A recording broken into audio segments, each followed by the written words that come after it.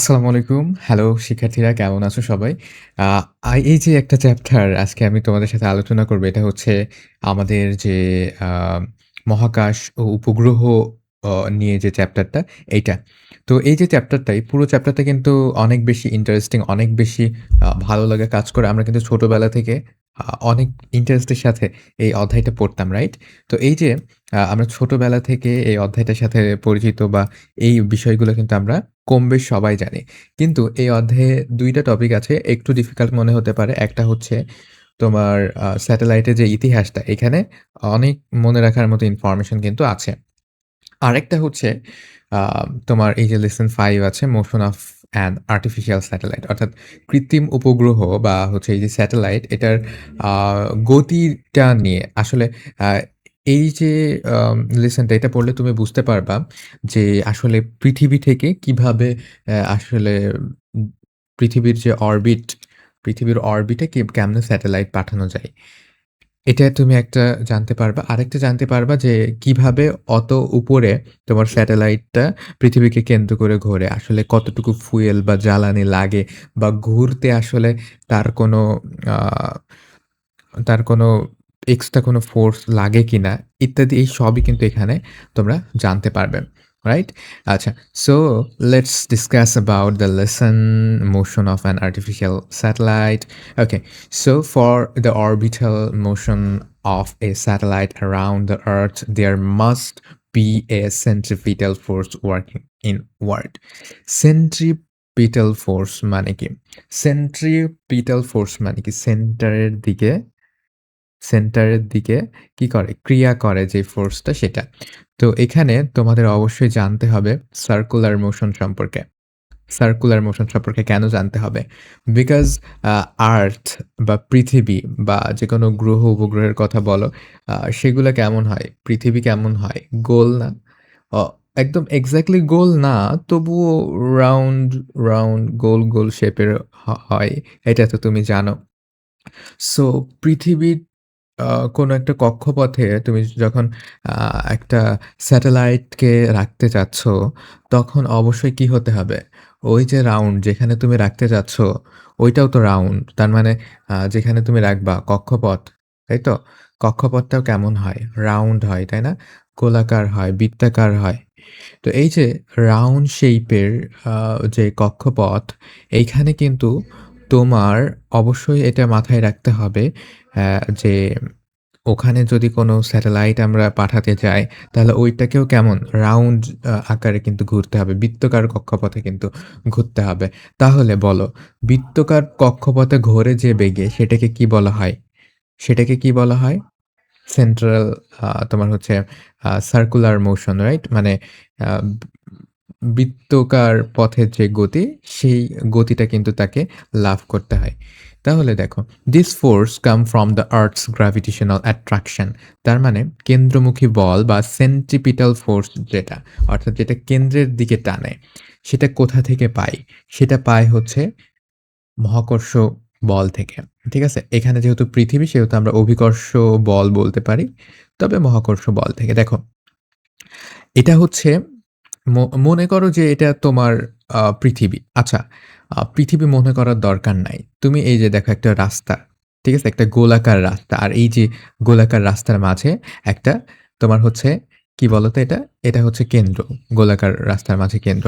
এখন তুমি যখন গোলাকার রাস্তার ওইখান থেকে তুমি যখন গাড়ি চালাবা, গাড়ি চালাতে গেলে কিন্তু তোমাকে খুবই কেয়ারফুলি গাড়িটা চালাইতে হবে। তোমার আ বেগটা সেটা কিন্তু সবসময় সামনের দিকে হবে এবং কিঞ্চিৎ পরিমাণে তোমার সেন্টার বা হচ্ছে কেন্দ্রের দিকে হতে হবে। ঠিক আছে? তো এখানে কিন্তু ২ রকম শক্তি কাজে লাগে। একটা হচ্ছে কেন্দ্রের দিকে, আরেকটা হচ্ছে কেন্দ্রের বাইরের দিকে। কেন্দ্রের দিকে যে শক্তিটা সেটা তোমার এর যে অরবিট সেইখানে ঘুরতে সহযোগিতা করে। আর একেবারে যেন কেন্দ্রের ভেতরে বাই চান্স না চলে যাও তার জন্য একটা ফোর্স কাজ করে। সেটা হচ্ছে সেন্ট্রিফিউগাল ফোর্স, যেটা হচ্ছে কেন্দ্র বিমুখী বল। ঠিক আছে? আচ্ছা, তো এই যে তোমার বললাম সার্কুলার মোশন বা তোমার হচ্ছে যে বৃত্তকার গতি, ঠিক আছে?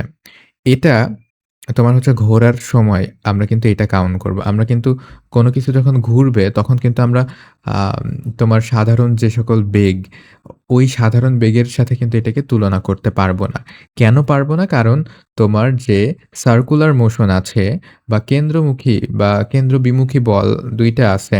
এইটা কিন্তু তোমার ডিপেন্ড করে যে টানের উপরে ডিপেন্ড করে। কেন্দ্রের দিকে টান হলে সেটা কি? Centripetal force. আর কেন্দ্রের বাইরের দিকে যে টানটা অনুভব করবে সেটা কি? Centrifugal force. একটা বল কেন্দ্রের দিকে টানবে, আরেকটা বল এমনভাবে কাজ করবে যেন ওইটা কেন্দ্রে ভেতরে না চলে আসে। অর্থাৎ কেন্দ্র বিমুখী বল এটা। ঠিক আছে?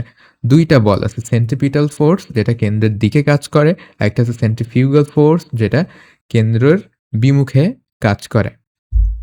তাহলে এই ২ টা বলই কিন্তু তোমার হচ্ছে আ লাগছে এই যে স্যাটেলাইট এটার ক্ষেত্রে। এবার তুমি এই রাস্তাটাকে এইবার কি পৃথিবী হিসেবে ধরো। এটা হচ্ছে পৃথিবীর মনে করো একেবারে সেন্টার বা একেবারে হচ্ছে কেন্দ্র। এখন এইটাকে মনে করা হচ্ছে উপগ্রহ। ঠিক আছে?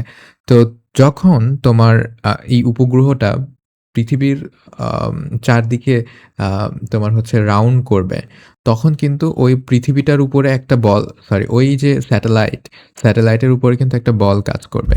সেই বলটাকে কি বলা হয়? সেই বলটাকে কি বলা হয়? Centripetal force. একেবারে কেন্দ্রের দিকে যে টানটা অনুভব করবে সেটা কিসের কারণে? সেন্ট্রিপিটাল ফোর্সের কারণে। এবং এই ফোর্সটা কিসের কারণে হয়? অবশ্যই গ্র্যাভিটেশনাল এনার্জির কারণে হয়, তাই না? অর্থাৎ আ মহাকর্ষ শক্তির বা মহাকর্ষ বলের কারণে হয়। আচ্ছা, তো যদি তাই হতো, এখানে যদি শুধুমাত্র কেন্দ্রমুখী বলই থাকতো, তাহলে কিন্তু ওই যে তোমার স্যাটেলাইটটা ওইটা নিচের দিকে পড়ে যাওয়ার একটা ঝুঁকি থাকতো। নিচের দিকে পড়ে যাওয়ার একটা ঝুঁকি থাকতো। কিন্তু নিচের দিকে কিন্তু পড়ে না। সেটা কি হয়? সেটা আ রাউন্ড করে ঘুরতে থাকে। এখন রাউন্ড করে কেন ঘুরতে থাকে? কারণ ওইখানে আরেকটা বল আছে। যে বলটাকে বলা হয় সেন্ট্রিফিউগাল ফোর্স অর্থাৎ কেন্দ্র বিমুখী বল। এখন তোমার যখন ওইটার উপরে অর্থাৎ ওই স্যাটেলাইটের উপরে এই ২ ধরনের বলই কাজ করবে, সেন্ট্রিপিটাল ফোর্স এবং সেন্ট্রিফিউগাল ফোর্স ২ ধরনের কাজই যখন করবে, ২ টা মোশনই যখন এখানে কাজ করবে আ বা ২ টা বল, ২ টা ফোর্স এখানে যখন কাজ করবে, তখন তোমার ওই যে স্যাটেলাইটটা ওইটা কিন্তু না উপরের দিকে ছটকে যাবে, না কেন্দ্রের দিকে চলে এসে ভূমির সাথে আঘাত করবে। বরং ওইটা একটা আ মোশন এমনভাবে আ তোমার হচ্ছে আ ঘুরবে বা পাক খাবে যেন ওইটা কাউকে কেন্দ্র করে ঘুরছে। চলো আমরা এটার সহজ একটা উদাহরণ তোমাদের সাথে শেয়ার করব। উদাহরণ আমরা দেখব এই যে এখানে একটু দেখো, এখানে তোমার আ centrifugal force is the appearance outward force felt by an object moving in a circular path observed from a rotating reference frame. এখানে সেন্ট্রিফিউগাল ফোর্সের কিন্তু একটা চমৎকার সংজ্ঞা দিয়েছে। সেটা হচ্ছে সেন্ট্রিফিউগাল ফোর্স হচ্ছে এমন একটা শক্তি বা এমন একটা ফোর্স বা বল যেটা কিসের উপরে কাজ করে? যেটা হচ্ছে একটা বৃত্তিকার পথে বৃত্তকার পথে ঘূর্ণায়মান কোনো বস্তুর উপরে কাজ করে। যেটা কি করে? যেইটা তোমার হচ্ছে ওই যে কক্ষপথ, একটা নির্দিষ্ট কক্ষে আ ঘুরতে কিন্তু হেল্প করে। অন্যথায় কি হবে? এই যে সেন্ট্রিপিটাল ফোর্স আছে, এই যে মনে করো একটা স্যাটেলাইট তোমার হচ্ছে পৃথিবীকে কেন্দ্র করে এভাবে ঘুরছে বা আ পৃথিবীর কক্ষপথে এই যে কক্ষপথে যে ঘুরছে, এই ঘোরার সময় দেখো আ অবশ্যই কি ওখানে একটা মহাকর্ষ বল আছে। ওই স্যাটেলাইটটাকে কি মহাকর্ষ বলে টানবে, রাইট? আর মহাকর্ষ বলের টানার সময় ওইটা তো পড়ে যেতে পারে। তাহলে কি হবে? তাহলে কিন্তু তাকে আরেকটা বল লাগবে যাতে করে সে মাটিতে না পড়ে।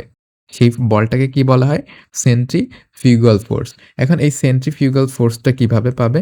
এই স্যাটেলাইটটা আ যখন সোজা সামনের দিকে একটা নির্দিষ্ট গতিতে যখন অগ্রসর হবে, ঠিক আছে? একটা নির্দিষ্ট গতিতে যখন অগ্রসর হবে, তখন আ এই সেন্ট্রিফিউগাল ফোর্সটা কিন্তু সে অটোমেটিক্যালি লাভ করবে। ঠিক আছে?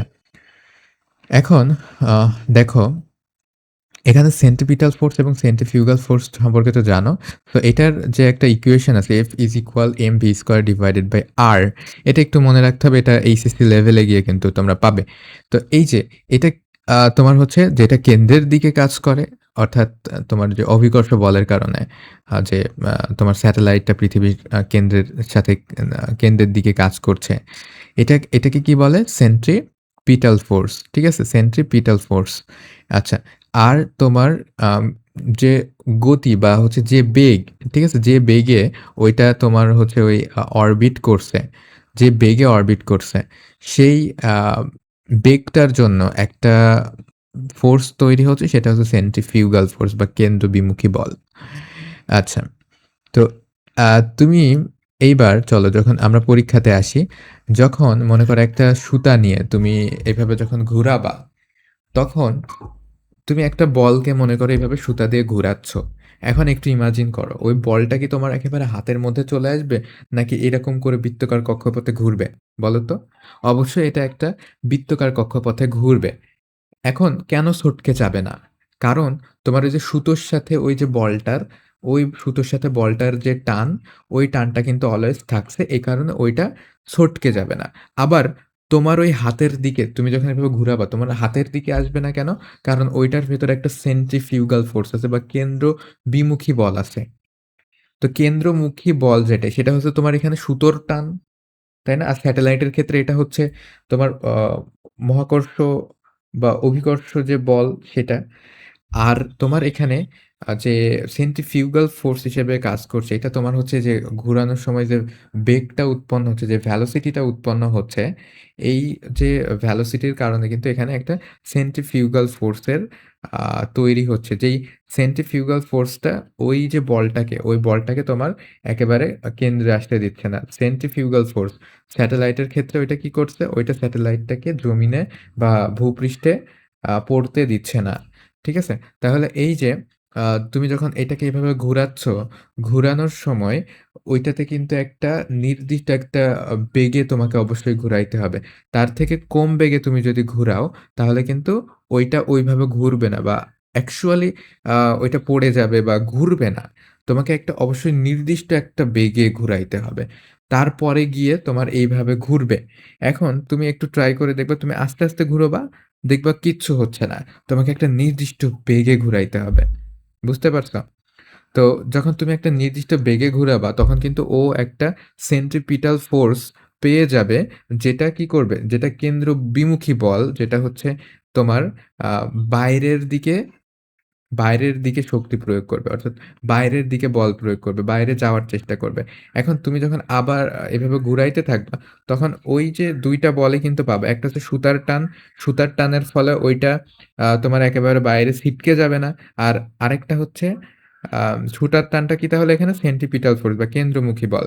আর তুমি যখন ওই সুতাটা ধরে এভাবে ঘুরাবা, একটা নির্দিষ্ট বেগে যখন ঘুরাবা, এই বেগের কারণে আরেকটা ফোর্স তৈরি হবে, সেটা হচ্ছে সেন্ট্রিফিউগাল ফোর্স। এই যে সেন্ট্রিফিউগাল ফোর্সটা, এটা কেন্দ্র বিমুখী বল।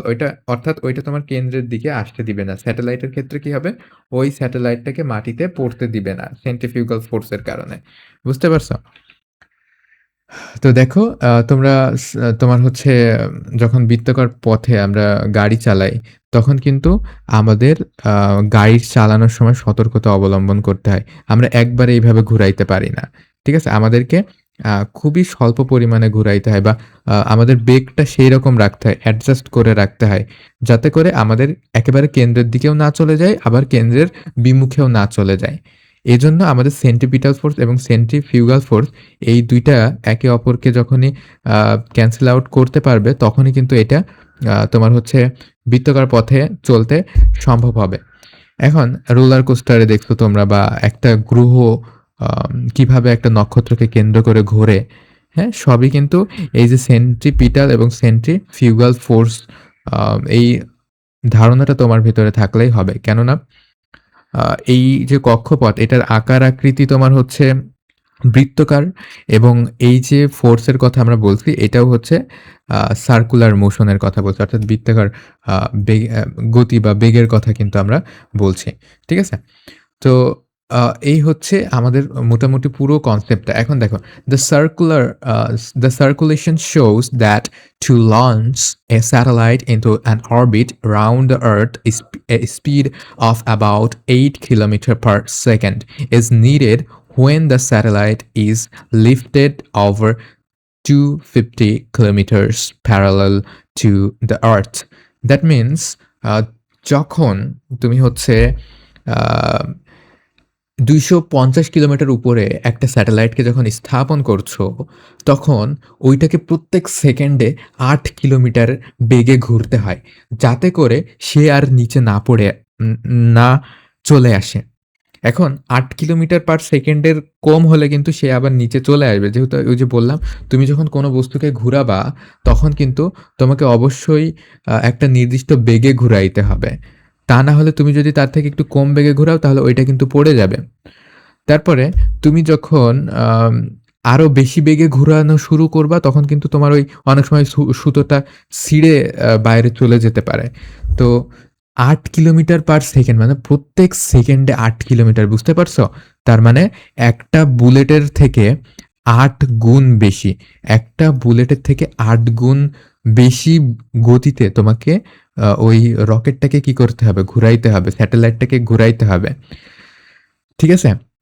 তো অ তোমার ২৫০ কিলোমিটার উপরে যখন এটা স্থাপন হয়ে যাবে, তখন কিন্তু এই যে বুলেটের থেকে ৮ গুণ বেগে, অর্থাৎ ৮ কিলোমিটার প্রতি সেকেন্ডে ওইটাকে ঘুরাইতে হবে।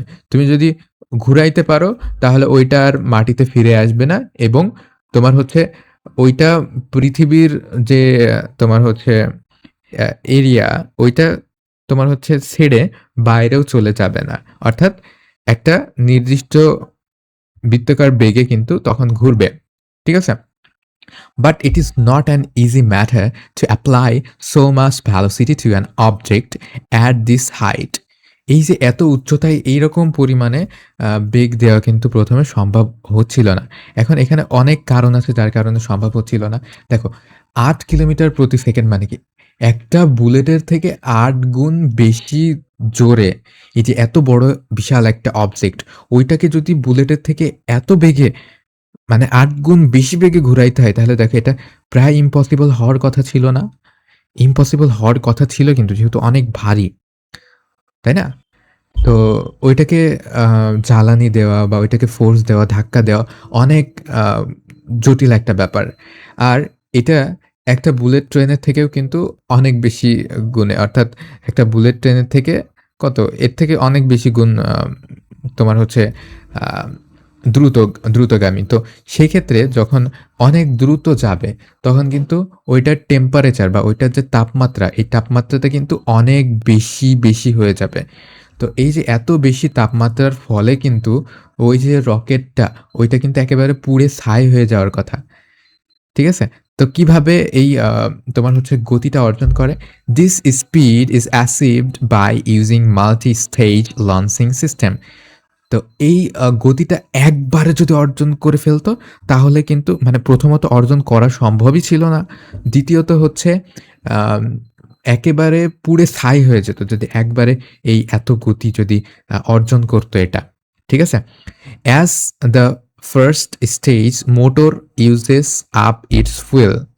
ঠিক আছে? ১ম এ তার যে জ্বালানিটা, সম্পূর্ণ জ্বালানিটা ব্যবহার করে ওই যে উচ্চতায় পৌঁছানোর জন্য। ইট ড্রপস অফ। যখন পৌঁছায় যায়, তখন ওইটাকে কি ফেলে দেয়। ওই যে জ্বালানি, এটা কিন্তু বিশাল ওজনের। টন মানে অনেক টন ওজনের। তো এটা এত ভর, ঠিক আছে? ওইটাকে যখন জ্বালানির মাধ্যমে যখন অনেক উপরে উঠে যায়, তখন ওই জ্বালানিটার ওইটা যদি ফেলে দেয় নিচে, তাহলে কিন্তু ওর যে ওয়েটটা, ওইটা অনেক গুণ কমে যাবে। So the 2nd stage rocket does not carry its weight. তার পরের ধাপে ওইটা যখন ফেলে দিচ্ছে, তখন ওইটাকে তো আর বহন করতে হচ্ছে না। অনেক ভর বা অনেক আম তোমার হচ্ছে ভর কিন্তু কমে গেছে। The speed increased stage by stage because it lower atmosphere, the air friction is large for the higher density of air. তো তোমার হচ্ছে যখন ওইটা ছেড়ে দেয়, পড়ে যায়, তখন কিন্তু ওইটার যে বেগ বা গতি, ওইটা কিন্তু আরো বেড়ে যায়। ঠিক আছে? আরো বেড়ে যায় এবং তোমার যে বায়ুমণ্ডল আছে, অ্যাটমসফিয়ার বায়ুমণ্ডল যে আছে, বাতাসের ঘর্ষণ কিন্তু ওর উপরে কাজ করে। ঠিক আছে? This can create enormous heat and burn the rocket. এটা কিন্তু ওই রকেটটাকে কি করতে পারে? ওই যে বাতাসের ঘর্ষণ এবং এখানে প্রচুর পরিমাণে ঘর্ষণ। যেহেতু প্রচুর পরিমাণে বেগ, সেহেতু প্রচুর পরিমাণে ঘর্ষণ। তুমি যখন হাতটাকে এভাবে ঘুরাবা, দেখবা যে বাতাসকে কিন্তু তুমি অনুভব করতে পারবে।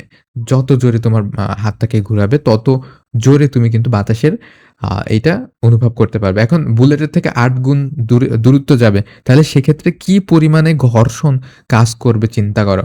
এখন এত ঘর্ষণে ওইটা কি হয়ে যাবে? ক্ষয় হয়ে যাবে, পুড়ে যাবে। তাই না?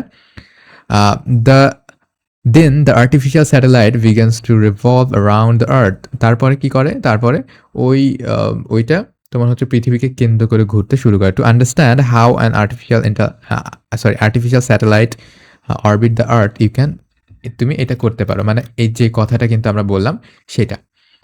তো দেখো আমরা সামারিতে আসি। চলো। আহ যখন তুমি আ কোনো একটা বস্তুকে এভাবে ঘুরাও, ঘুরানোর সময় কিন্তু তোমাকে একটা নির্দিষ্ট বেগে ঘুরাইতে হবে। তুমি যদি একটা নির্দিষ্ট বেগে না ঘোরাও, তাহলে ওইটা প্রথমত হচ্ছে যদি তোমার ওই যে ঘোরানোর বেগটা, এটা যদি কম হয়, তাহলে ওইটা তোমার একেবারে আ অর্থাৎ কেন্দ্রের দিকে চলে আসবে। আর ওইটার বেগ যদি তোমার হচ্ছে অতিরিক্ত বেশি হয়ে যায়, তাহলে কিন্তু তোমার সুতোটা ছিঁড়ে ওইটা চলে যাওয়ার একটা প্রবাবিলিটি বা সম্ভাবনা আছে। তো দেখো, আমাদের যে এসব রকেট লঞ্চ করা হয়, ওইটা যদি পৃথিবী বা বায়ুমণ্ডলকে ছেড়ে স্পেসে যদি চলে যেতে হয়, তাহলে ওর একটা গতি লাগে। সেই গতিটাকে বলা হয় হচ্ছে এস্কেপ ভেলোসিটি। ঠিক আছে? সেকেন্ডে 11.5 কিলোমিটারের বেশি বেগে প্রায় তাকে যাওয়া লাগে বা 11 কিলোমিটারের বেশি বেগে কিন্তু সেটাকে যাওয়া লাগে। মানে সেকেন্ডে ১ সেকেন্ডে ১১ কিলোমিটার। বুঝতে পারছো? তার মানে তোমার ১ মিনিটেরও অনেক কম সময়ে তুমি ঢাকা থেকে কোথায় যাবা? একেবারে চট্টগ্রাম চলে যাবা। ঠিক আছে? এরকম বেগে।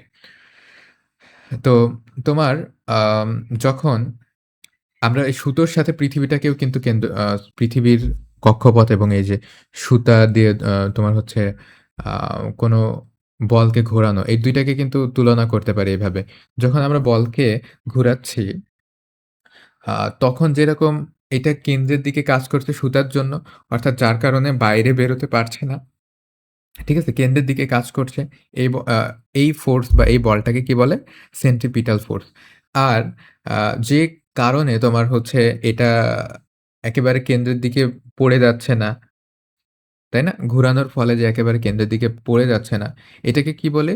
সেন্ট্রিফিউগাল ফোর্স বা কেন্দ্র বিমুখী বল। তার মানে কেন্দ্রের থেকে দূরে যাওয়ার চেষ্টা করছে। অর্থাৎ একটা নির্দিষ্ট দূরত্ব কিন্তু সবসময় বজায় রাখছে। তো এই যে আমরা সেন্ট্রিপিটাল ফোর্স এবং সেন্ট্রিফিউগাল ফোর্স এই ২ টা নিয়ে আলোচনা করছি। তো এটা থেকে আমরা এটা নিশ্চিত যে আমাদের একটা নির্দিষ্ট বেগ লাগবে। যাতে করে আমরা কি? আমরা বৃত্তকার পথে ওইটাকে ঘুরাইতে পারি। ঠিক আছে? একটা নির্দিষ্ট বেগ লাগবে যাতে করে আমরা ওইটাকে একটা নির্দিষ্ট কক্ষপথে ঘুরাইতে পারি। তো নির্দিষ্ট কক্ষপথে ঘুরানোর জন্য আমাদের কেন্দ্রের আ দিকে তো বল কাজ করেই, ঠিক সমপরিমাণ তোমার কেন্দ্র বিমুখী বলও কাজ করবে এবং আম কেন্দ্র বিমুখী বলটা ঠিক সমপরিমাণে কাজে লাগানোর জন্য অবশ্যই কি ভেলোসিটি বা একটা নির্দিষ্ট বেগে ওইটাকে আমাদেরকে ঘুরাইতে হবে। অর্থাৎ যখন আমাদের আর্থের উপরে যখন স্যাটেলাইটটা চলে যায়, তখন সে যদি একটা নির্দিষ্ট বেগ অর্জন করতে পারে, তাহলে কিন্তু সে এইভাবে অরবিট করবে। পৃথিবীকে কেন্দ্র করে কিন্তু সে অরবিট করতে পারবে। অন্যথায় যদি মনে করো যে আ এখানে বেগ একটু কম বা বেশ খানিকটা কম, তাহলে কি হবে? সে পৃথিবীর কেন্দ্রের দিকে চলে আসবে। অর্থাৎ পৃথিবীর উপরে কিন্তু পড়ার সম্ভাবনা আছে। আবার যদি মনে করো এটার বেগ অনেক বেশি, সেক্ষেত্রে কি হবে? অনেক বেশি হলে যদি তোমার escape velocity যেটা বললাম, আ বা মুক্ত বেগ যেটার কথা বললাম, এটা যদি অর্জন করে ফেলে বাই চান্স কোনরকম, অর্থাৎ সেকেন্ডে ১১ কিলোমিটারেরও বেশি যদি অর্জন করে ফেলে, তাহলে সে এই পৃথিবীর যে বাঁধন, এই বাঁধনটা ছেড়ে সে মহাকাশে চলে যাবে।